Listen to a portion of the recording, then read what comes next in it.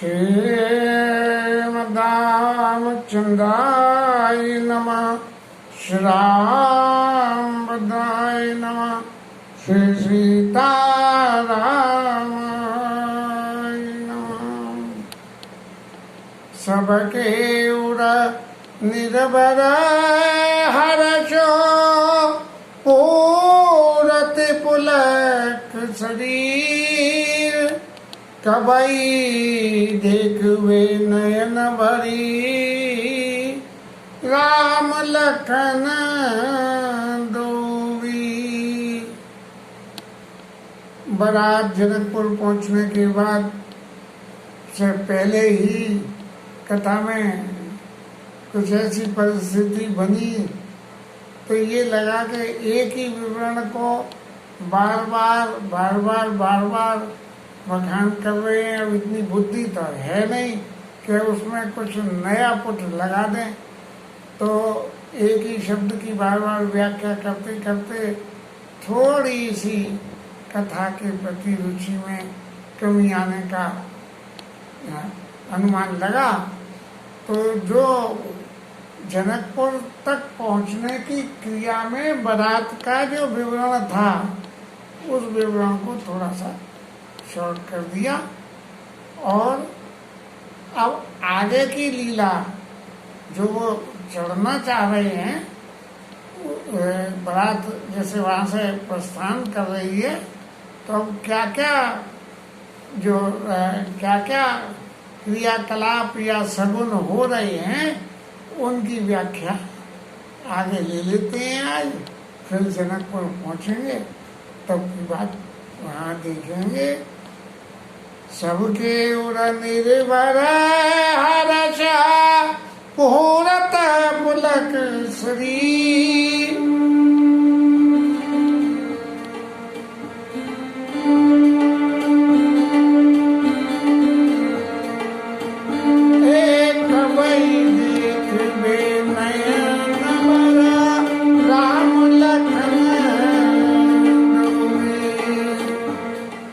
अवधपुरवासी जो सब बारात में जा रहे हैं, रामचरितमानस के अनुसार ऐसा कोई विवरण मेरी समझ में नहीं आया कि पूरा अवधपुर के बारात में चला गया। राजवंश परंपरा के अनुसार ही बारात गई होगी और राजवंश के रायसी लोग वाग ही उसमें गए होंगे। अब सबके हृदय में इतना हर्ष हो रहा है कि अब तो राम जी के दर्शन होंगे। कवई देखवे नयन भरी, क्योंकि अब तक तो जो उनके चरित्रों की सुनवाई हो रही थी बचपन थे, तो बचपन में जो रिश्तेदार वगैरह होंगे, भाई फलाना के राजा दशरथ के पुत्र ऐसे ऐसे ऐसे हैं, लेकिन अब जाके उनके प्रत्यक्ष में नयन भर के दर्शन होंगे, हमारे सामने सामने दिए हैं। और जब बारात चल रही है तो हाथी घोड़े चल रहे हैं और हाथियों के घंटा टन टन टन बज रहे हैं। ऐसी जोर जोर से हाथियों के घंटा बज रहे हैं। गज जय गज घंटा धुनि घोड़ा इधर पर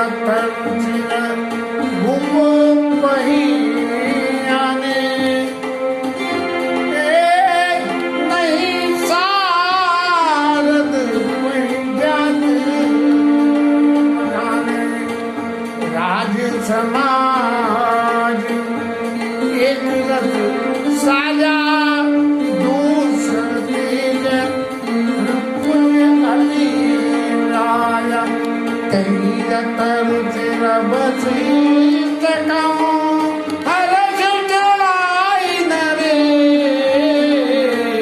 आप चढ़े चंदन सुमिरे हरि गुर गौर गणेश।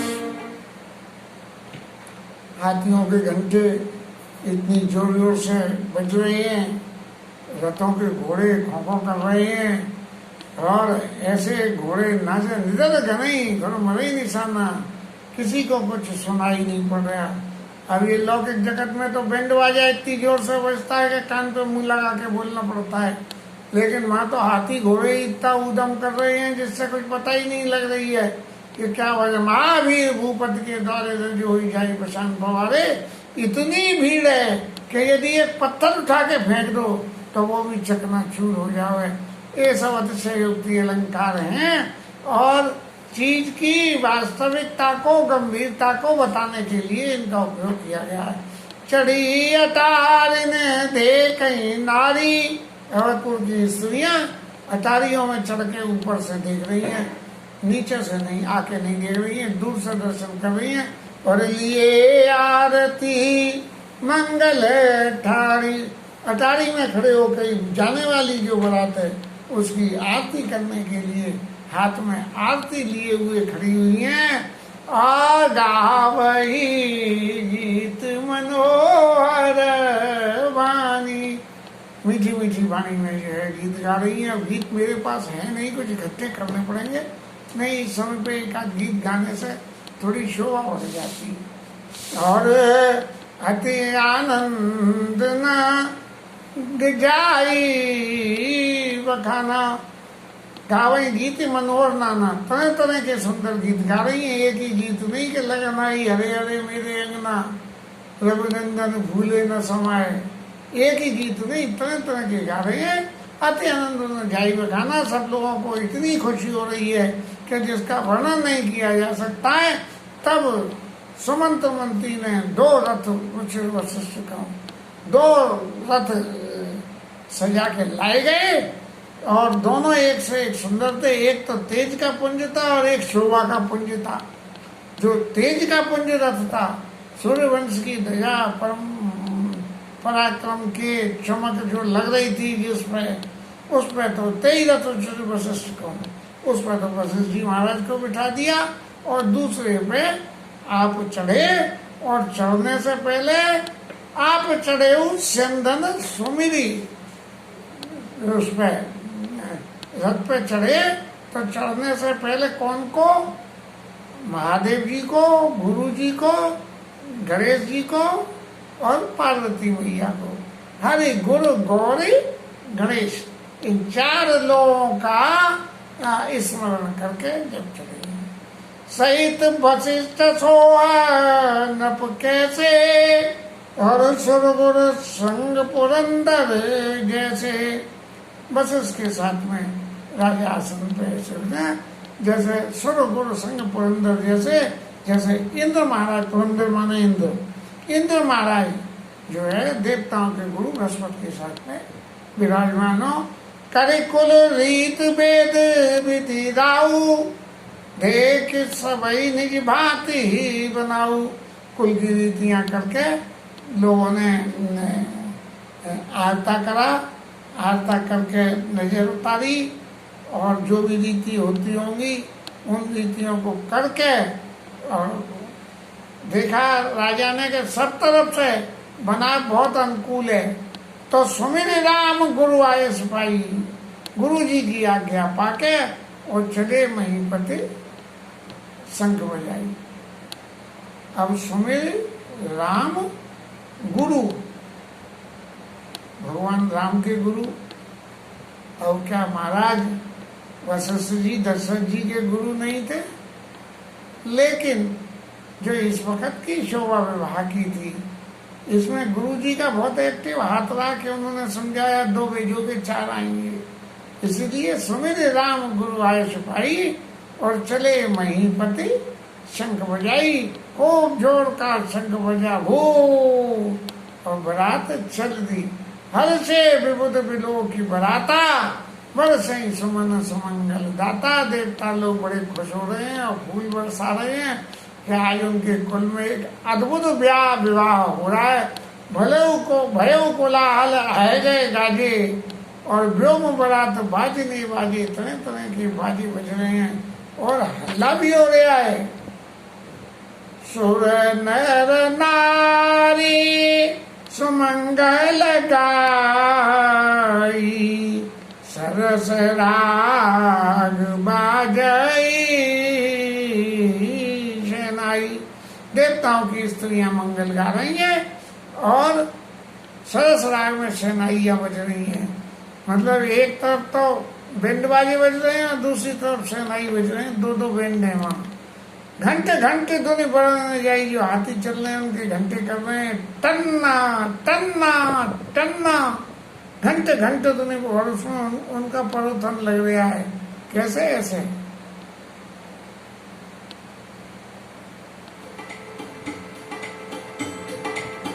ऐसे परोथन लग रहा है उनके घंटों की आवाज का। घंटे घंटे धुनी बढ़ने जाई, सरब कहीं पाइक भरी आई और तरह तरह से जो उनके हाथी की झूले वो उड़ रही हैं, फरियाई फैला रही हैं। करई विदूषक को तुक नाना, हास कुशल कल गान सुजाना। उसमें बहुत सारे विदूषक लोग भी चले बारात में लोगों का मनोरंजन करने के लिए। पहले तो आज किसी बारात नहीं थी कि अपनी अपनी गाड़ियों में जाएगी, ग्रुप में जाते थे तो वहाँ उनके संग में हंसी मजाक करने वाले, गाने सुनाने वाले सब तरह के लोग वहाँ थे। तो वो बारातियों का मनोरंजन करें।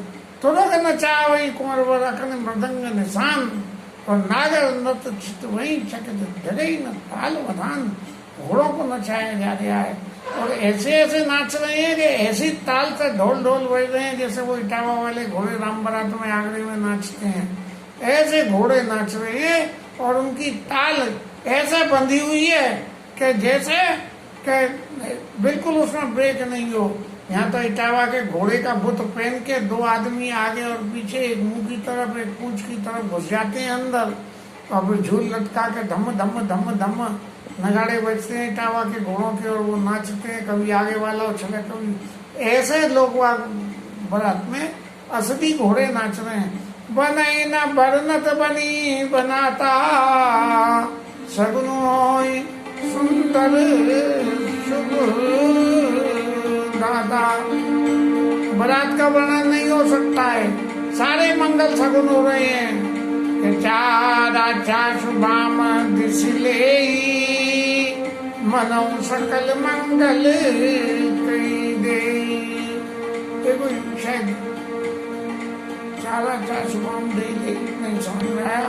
सारे मंगलों को ये कोई चाशु कोई वाम को आ जाए तो सकल मंगल हो जाते हैं।